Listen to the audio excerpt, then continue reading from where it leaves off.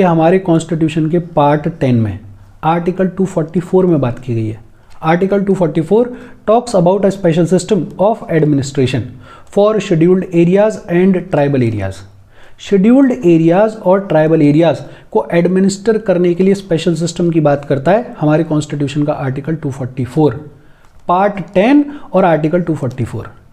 By the way, हमारे constitution में total कितने पार्ट्स हैं? Please let me know in the comment section. कौन सा पार्ट बात करता है शेड्यूल्ड एरियाज और ट्राइबल एरियाज के एडमिनिस्ट्रेशन को लेके? पार्ट 10। कौन सा आर्टिकल? आर्टिकल 244। एक्चुअल में इन शेड्यूल्ड एरियाज को, ट्राइबल एरियाज को कैसे एडमिनिस्टर किया जाता है उस सब की पूरी डिटेल दी गई है 5th शेड्यूल में और 6th शेड्यूल में। 5th schedule deals with the administration and control of scheduled areas and scheduled tribes in any state except 4। देश के किसी भी स्टेट में अगर कोई शेड्यूल्ड एरिया है, कोई शेड्यूल्ड ट्राइब है, तो उसको कैसे एडमिनिस्टर किया जाना चाहिए, उसको कैसे कंट्रोल किया जाना चाहिए, उस सब की पूरी बात की गई है 5th शेड्यूल में, एक्सेप्ट 4 स्टेट्स। 4 स्टेट्स में ये 5th शेड्यूल लागू नहीं होता। कौन कौन से 4 स्टेट्स? असम, मेघालय, त्रिपुरा और मिजोरम। इन 4 स्टेट्स में, असम में, मेघालय में, त्रिपुरा में और मिजोरम में जितने भी ट्राइबल एरियाज हैं उनको कैसे एडमिनिस्टर किया जाना चाहिए उस सब की बात की गई है 6th शेड्यूल में। बहुत सिंपल, कॉन्स्टिट्यूशन का पार्ट 10 आर्टिकल 244 बात करता है एक्चुअल में शेड्यूल्ड एरियाज, ट्राइबल एरियाज को कैसे एडमिनिस्टर किया जाना चाहिए उसकी पूरी डिटेल कहाँ दे रखी है? 5th शेड्यूल में और 6th शेड्यूल में। पूरे देश के किसी भी स्टेट में अगर कोई शेड्यूल्ड एरिया है, कोई शेड्यूल्ड ट्राइब है, उसको कैसे एडमिनिस्टर करना है, उसको कैसे कंट्रोल करना है, उस सब की बातचीत की गई है 5th शेड्यूल में। लेकिन ये जो 5th शेड्यूल है ये 4 स्टेट्स पर लागू नहीं होता। कौन कौन से? असम, मेघालय, त्रिपुरा और मिजोरम। इन 4 स्टेट्स में जो भी ट्राइबल एरियाज हैं उनको कैसे एडमिनिस्टर किया जाना चाहिए उसकी डिटेल दी गई है 6th शेड्यूल में। अच्छा, ये अपन ने ऑलरेडी पढ़ा हुआ है कि आज की डेट में हमारी कंट्री में 10 स्टेट्स ऐसे हैं जिनमें शेड्यूल्ड एरियाज हैं। कौन कौन से 10 स्टेट्स हैं? आंध्र प्रदेश है, तेलंगाना है, झारखंड है, छत्तीसगढ़ है, गुजरात है, हिमाचल प्रदेश है, मध्य प्रदेश है, महाराष्ट्र है, उड़ीसा है और राजस्थान है।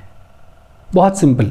अब सवाल ये आता है कि ये जो शेड्यूल्ड एरियाज हैं इनको एडमिनिस्टर करने के लिए स्पेशल प्रोविजंस दिए क्यों गए हैं? बाकी जो एरियाज हैं उनके जैसे इनको एडमिनिस्टर क्यों नहीं किया जा रहा है? और रीज़न बड़ा सिंपल है। ये जो शेड्यूल्ड एरियाज होते हैं they are inhabited by the aboriginals. Aboriginals मतलब इंडिजीनियस लोग, ओरिजिनली जो लोग वहाँ के होते हैं उनके द्वारा इनहेबिट किए जाते हैं शेड्यूल्ड एरियाज। अगर सिंपल लैंग्वेज में बोलें तो शेड्यूल्ड एरियाज में रहते हैं ट्राइबल लोग, इंडिजीनियस लोग। और ये जो ट्राइबल लोग होते हैं ये कंपैरेटिवली सोशली बैकवर्ड होते हैं, ये कंपैरेटिवली इकोनॉमिकली बैकवर्ड होते हैं। इनका अपना कल्चर होता है, इनका अपना ट्रेडिशन होता है, इनका अपना जीवन जीने का तरीका होता है और इनकी कंडीशन को इम्प्रूव करने के लिए स्पेशल एफर्ट्स डालने की ज़रूरत होती है। तो ट्राइबल एरियाज के डेवलपमेंट के लिए, ट्राइब्स के डेवलपमेंट के लिए, उनको बराबर लाने के लिए सेंट्रल गवर्नमेंट के ऊपर एक एडेड रिस्पॉन्सिबिलिटी होती है। भाई, ये जितने भी ट्राइब्स हैं, एबऑरिजिनल्स हैं, इंडिजिनियस पीपल हैं, इनका अपना कल्चर है और बाकी एरियाज के कंपैरिजन में ये सोशली और इकोनॉमिकली बैकवर्ड भी होते हैं। तो इनकी कंडीशन भी इंप्रूव हो और इनका जो कल्चर है, जो ट्रेडिशन है, वो भी डिस्टर्ब ना हो, उसके लिए सेंट्रल गवर्नमेंट के ऊपर एडेड रिस्पॉन्सिबिलिटी है। और इसी रिस्पॉन्सिबिलिटी के चलते शेड्यूल्ड एरियाज के एडमिनिस्ट्रेशन को लेके स्पेशल प्रोविजंस प्रोवाइड किए गए हैं हमारे कॉन्स्टिट्यूशन में। इनको कैसे एडमिनिस्टर करना है उस सब की बातचीत कहाँ की गई है? उस सब की बातचीत की गई है 5th शेड्यूल में। अब कैसे एडमिनिस्टर करना है उसकी पूरी बातचीत 5th शेड्यूल में है। तो 5th शेड्यूल के कुछ फीचर्स को देख लेते हैं। सबसे पहला सवाल तो ये है कि कौन सा एरिया शेड्यूल्ड एरिया है, ये कौन बताएगा, ये कौन डिक्लेयर करेगा? बड़ा सिंपल, प्रेसिडेंट। प्रेसिडेंट बताते हैं। President is empowered to declare an area to be a scheduled area. जैसे ये कोई स्टेट है, इस स्टेट में ये जो पर्टिकुलर एरिया है ये शेड्यूल्ड एरिया है, ये कौन बताता है? ये बताते हैं प्रेसिडेंट। प्रेसिडेंट के पास में पावर है। प्रेसिडेंट बताएंगे कि कौन सा एरिया शेड्यूल्ड एरिया है। इनफैक्ट प्रेसिडेंट अगर चाहें तो इस शेड्यूल्ड एरिया को इंक्रीज भी कर सकते हैं, इसके एरिया को डिक्रीज भी कर सकते हैं, इसकी बाउंड्रीज को ऑल्टर भी कर सकते हैं, रेसेंड भी कर सकते हैं। फॉर एग्जाम्पल किसी पर्टिकुलर एरिया को प्रेसिडेंट ने डेजिग्नेट किया कि ये शेड्यूल्ड एरिया है, लेकिन बाद में प्रेसिडेंट को समझ में आया कि नहीं, ये जो शेड्यूल्ड एरिया की कंडीशंस हैं उनको फुलफिल नहीं करता है, तो बाद में प्रेसिडेंट ये भी बोल सकते हैं कि नहीं, आज से ये एरिया जो है वो शेड्यूल्ड एरिया नहीं है। तो अगर किसी को पहले डेजिग्नेट कर दिया गया है तो उसका डेजिग्नेशन वापस भी ले सकते हैं प्रेसिडेंट। इसके अलावा कोई भी अगर फ्रेश ऑर्डर इश्यू करना है फॉर रीडेजिग्नेशन ऑफ सच एरिया तो वो भी प्रेसिडेंट करते हैं, लेकिन प्रेसिडेंट ये सब कुछ करते हैं in consultation with the governor of the state concern. Governor से कंसल्ट करेंगे और उस कंसल्टेशन के बाद प्रेसिडेंट जो है वो ये सारे कामकाज कर सकते हैं। शेड्यूल्ड एरिया को डिक्लेयर करने का अधिकार किसके पास में? प्रेसिडेंट के पास में। प्रेसिडेंट बताते हैं कि कोई पर्टिकुलर एरिया शेड्यूल्ड एरिया है या नहीं है। फिर उसका एरिया इंक्रीज करना है, डिक्रीज करना है, उसकी बाउंड्री को ऑल्टर करना है, उसका जो डेजिग्नेशन है उसको वापस लेना है अगर, तो ये सब कुछ कौन करता है? प्रेसिडेंट करता है, but in consultation with the governor of the state concern. फिर दूसरा सवाल ये आता है कि शेड्यूल्ड एरिया तो डिक्लेयर कर दिया गया, प्रेसिडेंट ने बता दिया कि ये पर्टिकुलर एरिया जो है वो शेड्यूल्ड एरिया है। अब इस शेड्यूल्ड एरिया में सेंटर की और स्टेट की एग्जीक्यूटिव पावर एक्सटेंड करती है या नहीं करती है? एग्जीक्यूटिव पावर का मतलब बड़ा सिंपल है, कोई लॉ है, कोई रूल है, उसको एग्जीक्यूट करने की पावर, उसको इंप्लीमेंट करने की पावर। तो इन शेड्यूल्ड एरियाज में स्टेट की और सेंटर की एग्जीक्यूटिव पावर एक्सटेंड करती है या नहीं करती है? तो बड़ा सिंपल है, स्टेट की एग्जीक्यूटिव पावर शेड्यूल्ड एरिया में एक्सटेंड करती है, लेकिन इन शेड्यूल्ड एरियाज के कॉन्टेक्स्ट में गवर्नर के ऊपर एडेड रिस्पॉन्सिबिलिटी होती है। गवर्नर जो है वो प्रेसिडेंट को एक रिपोर्ट सबमिट करते हैं regarding administration of such areas.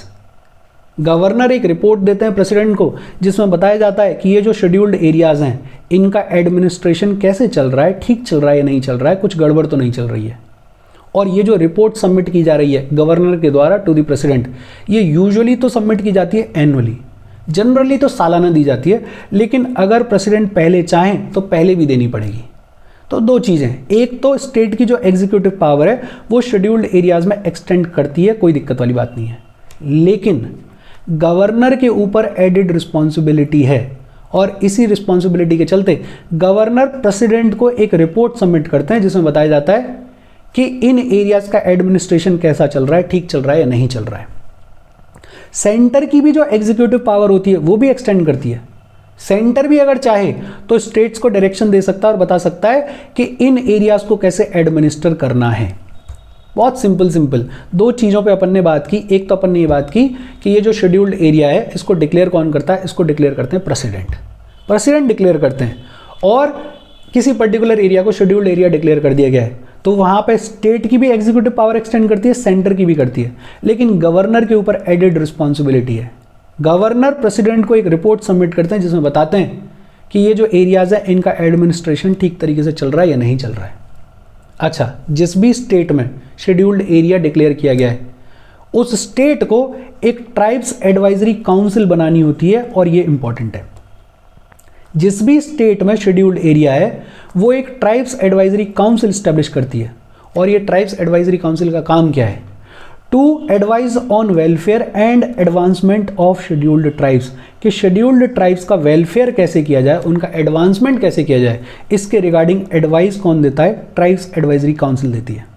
इस ट्राइब्स एडवाइजरी काउंसिल में कितने मेंबर्स होते हैं? 20 मेंबर्स होते हैं, लेकिन इंपॉर्टेंट चीज़ ये है कि इन 20 मेंबर्स में से 3/4 मेंबर ऐसे होंगे जो कि स्टेट की लेजिस्लेटिव असेंबली में हिस्सा होंगे और शेड्यूल्ड ट्राइब्स को रिप्रेजेंट करते होंगे। इस ट्राइब्स एडवाइजरी काउंसिल में टोटल मेंबर्स कितने? 20। इन 20 में से 3/4 यानी कि 15 मेंबर्स वो हैं जो कि स्टेट लेजिस्लेटिव असेंबली में शेड्यूल्ड ट्राइब्स के रिप्रेजेंटेटिव्स हैं।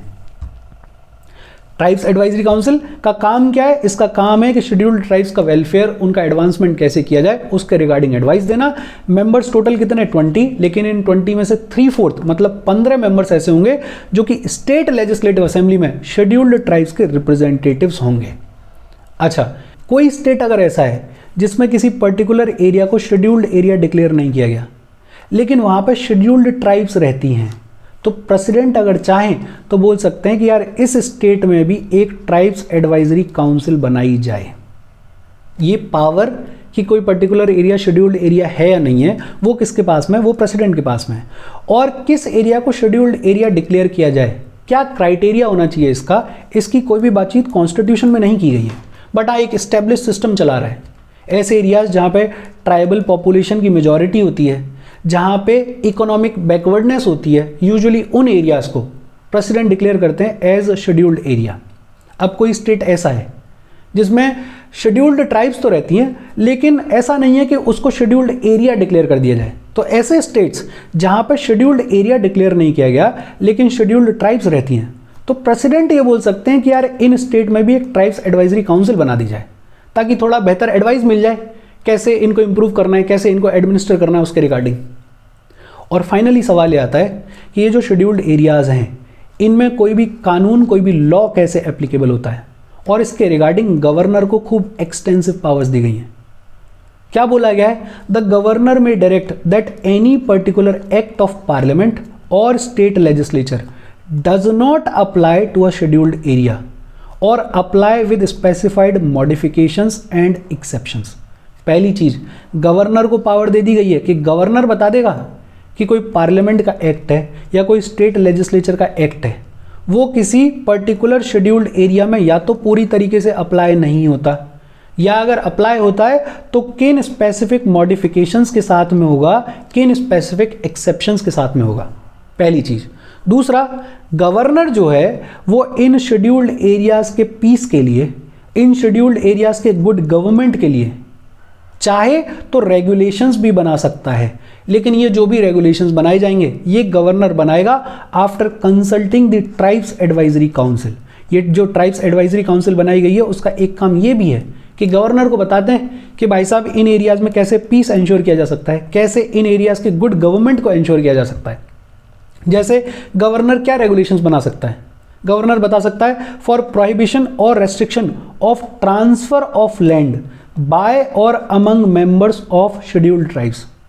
शेड्यूल्ड ट्राइब्स मेंबर्स की जो लैंड है उसके ट्रांसफर को प्रोहिबिट भी कर सकते हैं, उसके ट्रांसफर को रेस्ट्रिक्ट भी कर सकते हैं। उसके रिगार्डिंग रेगुलेशन कौन बना सकता है? गवर्नर बना सकता है।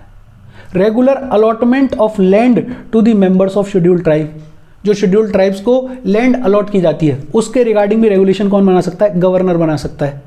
मनी लेंडिंग का बिजनेस करते हैं तो उस मनी लेंडिंग के बिजनेस को लेके भी रेगुलेशंस बना सकता है गवर्नर, और ये ऐसा बिजनेस है जिसके थ्रू शेड्यूल्ड ट्राइब्स को खूब एक्सप्लॉइट किया जाता है।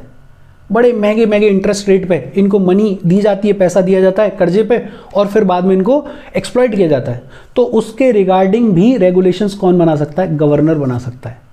In fact the governor may also repeal और amend any act of parliament और state legislature which is applicable to a scheduled area. Governor जो है किसी भी पार्लियामेंट के एक्ट को, किसी भी स्टेट लेजिस्लेचर के एक्ट को रिपील कर सकता है या अमेंड कर सकता है। उसके रिगार्डिंग भी रेगुलेशन कौन इश्यू कर सकता है? गवर्नर कर सकता है। लेकिन गवर्नर ये जो भी रेगुलेशंस इश्यू कर रहा है उसके लिए उसको प्रेसिडेंट की एसेंट चाहिए, उसके लिए उसको प्रेसिडेंट की सहमति चाहिए। बड़ी बेसिक बातचीत की अपन ने, एक बार देख लेते हैं। देखो कौन से पार्ट में बात की गई है? पार्ट 10 में बात की गई है। कौन से आर्टिकल में बात की गई है? आर्टिकल 244 में बात की गई है। एक्चुअल में कैसे एडमिनिस्टर करना है, कैसे डील करना है, उसकी बातचीत की गई है 5th शेड्यूल में और 6th शेड्यूल में। पूरे जितने भी स्टेट्स हैं उनमें कोई भी शेड्यूल्ड एरिया है, कोई भी शेड्यूल्ड ट्राइब्स हैं, उनको कैसे एडमिनिस्टर करना है, कैसे कंट्रोल करना है, उसकी बातचीत कहाँ की गई है? 5th शेड्यूल में। लेकिन ये 5th शेड्यूल 4 स्टेट्स पे लागू नहीं होता। कौन कौन से? आसाम, मेघालय, त्रिपुरा और मिजोरम। आसाम, मेघालय, त्रिपुरा और मिजोरम के जितने भी ट्राइबल एरियाज हैं उनको कैसे एडमिनिस्टर करना है उसकी बात कहाँ की गई है? उसकी बात की गई है 6th शेड्यूल में। अब अगर बात की जाए 5th शेड्यूल के फीचर्स की, तो किसी एरिया को शेड्यूल्ड एरिया डिक्लेयर करने की पावर किसके पास में? प्रेसिडेंट के पास में है। दूसरा, executive power of the state extend होती है, सेंटर की भी एक्सटेंड होती है टू द शेड्यूल्ड एरिया, लेकिन गवर्नर के ऊपर एडेड रिस्पॉन्सिबिलिटी है। गवर्नर एक रिपोर्ट सबमिट करते हैं प्रेसिडेंट को regarding administration of the scheduled areas. In scheduled areas में एक ट्राइब्स एडवाइजरी काउंसिल बनाई जाती है। उसमें कितने मेंबर्स होते हैं? 20 मेंबर्स होते हैं। लेकिन इस 20 मेंबर्स में से 15 मेंबर्स जो हैं वो स्टेट लेजिस्लेटिव असेंबली में से आते हैं, ऐसे मेंबर्स जो कि शेड्यूल्ड ट्राइब्स के रिप्रेजेंटेटिव्स हैं। फिर अगर किसी स्टेट में शेड्यूल्ड एरिया नहीं है, डिक्लेयर नहीं किया गया है, लेकिन वहाँ पे शेड्यूल्ड ट्राइब्स रहती हैं, तो प्रेसिडेंट अगर चाहें तो बोल सकते हैं कि इस स्टेट में भी ट्राइब्स एडवाइजरी काउंसिल को एस्टेब्लिश किया जाए। लॉ एप्लीकेबल कैसे होता है उसके रिगार्डिंग गवर्नर को खूब सारी पावर्स दी गई हैं। गवर्नर अगर चाहे तो बोल सकते हैं कि कोई पार्लियामेंट का एक्ट या स्टेट लेजिस्लेचर का एक्ट या तो शेड्यूल्ड एरिया पे अप्लाई ही नहीं होता, या अप्लाई होता है तो किन मॉडिफिकेशंस, किन एक्सेप्शंस के साथ में होता है। गवर्नर अगर चाहें तो शेड्यूल्ड एरिया के पीस और गुड गवर्नमेंट के लिए रेगुलेशंस भी बना सकते हैं, लेकिन ये जो रेगुलेशंस बनाएंगे गवर्नर, ये बनाएंगे after consulting the tribes advisory council.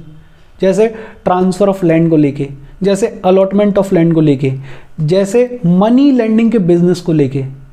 Governor in fact चाहें तो पार्लियामेंट के किसी एक्ट को, स्टेट लेजिस्लेचर के किसी एक्ट को इन शेड्यूल्ड एरियाज के कॉन्टेक्स्ट में पूरी तरीके से रिपील भी कर सकते हैं, अमेंड भी कर सकते हैं। बट ऐसा कोई भी रेगुलेशन गवर्नर अगर बनाएंगे तो उसके लिए प्रेसिडेंट की एसेंट चाहिए। कॉन्स्टिट्यूशन में एक चीज और लिखी गई, कॉन्स्टिट्यूशन में बोला गया कि प्रेसिडेंट जो हैं वो एक कमीशन अपॉइंट करेंगे। इस कमीशन का काम क्या होगा? To report on administration of scheduled areas and welfare of scheduled tribes in the states. कि प्रेसिडेंट एक कमीशन बनाएंगे और वो कमीशन बताएगी कि भाई साहब ये जो शेड्यूल्ड एरियाज है इनका एडमिनिस्ट्रेशन कैसे चल रहा है, शेड्यूल्ड ट्राइब्स का वेलफेयर ठीक तरीके से हो रहा है या नहीं हो रहा, उसको पूरा स्टडी करेंगे। और कॉन्स्टिट्यूशन में ये लिखा गया कि ये जो कमीशन है जो प्रेसिडेंट को बनानी है, प्रेसिडेंट इस कमीशन को किसी भी पॉइंट ऑफ टाइम पे बना सकते हैं, लेकिन compulsorily after 10 years of the commencement of the constitution. कि जब कॉन्स्टिट्यूशन कमेंस हुआ 1950 में, उसके बाद अगर प्रेसिडेंट चाहे तो कभी भी कमीशन को अपॉइंट कर सकते हैं, लेकिन 10 साल के बाद तो कंपल्सरीली अपॉइंट करना ही करना पड़ेगा। मतलब 1960 में तो करना ही करना पड़ेगा। जब 10 साल हो गए तो प्रेसिडेंट ने एक कमीशन अपॉइंट की 1960 में। उसके हेड कौन थे? UN देबर। और इस कमीशन ने अपनी रिपोर्ट सबमिट करी 1961 में। और फिर लगभग 30-40 साल तक कोई दूसरी कमीशन नहीं अपॉइंट की गई। दूसरी कमीशन इसके रिगार्डिंग अपॉइंट की गई 2002 में, जिसके हेड थे दिलीप सिंह। और दिलीप सिंह की इस कमीशन ने अपनी रिपोर्ट सबमिट करी थी 2004 में। और इसके साथ एडमिनिस्ट्रेशन ऑफ शेड्यूल्ड एरियाज की बातचीत खत्म हो गई। कोई डाउट हो तो प्लीज़ कमेंट। ट्राइबल एरियाज के बारे में बातचीत अपन अगले सेशन में करेंगे। Thank you very much.